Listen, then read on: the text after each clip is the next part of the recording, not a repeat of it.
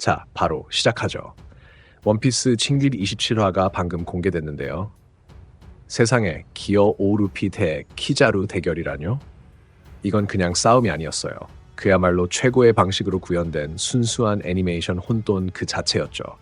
좀 더 자세히 파헤쳐봐야 합니다. 시작부터 강렬하게 몰아붙입니다. 거대한 기어 버리 상태의 루피가 말 그대로 키자루를 아무것도 아닌 것처럼 번쩍 들어 올리죠. 해군 대장 지위? 광속? 다 잊으세요. 루피는 키자루를 무슨 루니툰 캐릭터 마냥 장난감처럼 다루며 빙빙 돌립니다. 샤본디 제도에서 키자루가 얼마나 넘사벽처럼 보였는지 기억나시나요? 네, 기어오는 그 개념 자체를 그냥 창밖으로 던져버립니다. 현실 조작 능력이 제대로 발동된 거죠. 물리법칙? 그게 뭔데요? 루피는 만화적 논리로 싸우고 시각적으로 정말 끝내줍니다. 애니메이션 팀이 그 혼란스러운 에너지를 담아내기 위해 정말 전력을 다했어요.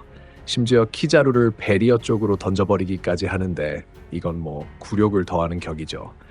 하지만 키자루도 그냥 당하고만 있진 않죠. 어쨌든 해군 대장이니까요. 자세를 바로잡고 그 다음엔 빛 분신 기술이 나옵니다. 순식간에 여러 명의 키자루가 나타나 빛의 검을 휘두르며 사방을 누빕니다. 이 부분은 정말 압권이었어요. 속도감, 빛의 섬광, 순수한 시각적 과부하, 마치 고예산 영화의 한 장면 같았죠. 여기가 바로 키자루의 강점이 주로 발휘되는 지점입니다. 순수한 속도와 번쩍번쩍 열매의 압도적인 공격.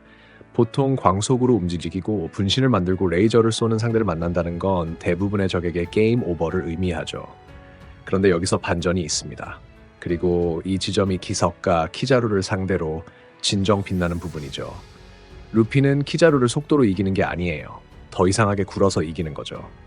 에피소드를 보면 루피가 기어 5 특유의 우스꽝스러움으로 빛 분신들의 폭풍 속을 피하고 헤쳐나가는 모습이 나옵니다.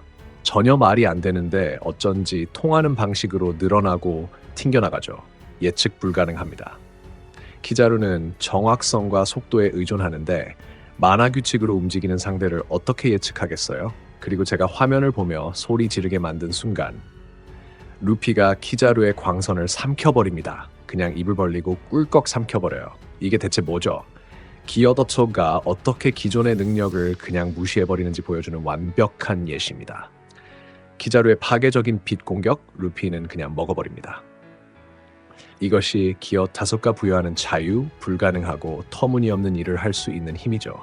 빛을 압도하는 게 아니라 순수한 황당함으로 그 순간 빛을 무의미하게 만드는 겁니다. 게다가 우리는 루피가 이제 무장색과 패왕색 모두 강력한 패기를 두르고 있다는 걸 알죠.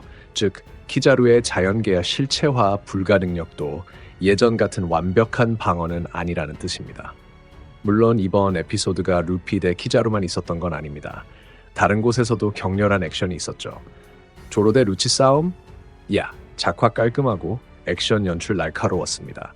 특히 효과음만 있고 음악이 없는 순간들이 정말 좋았어요. 긴장감을 극대화했죠.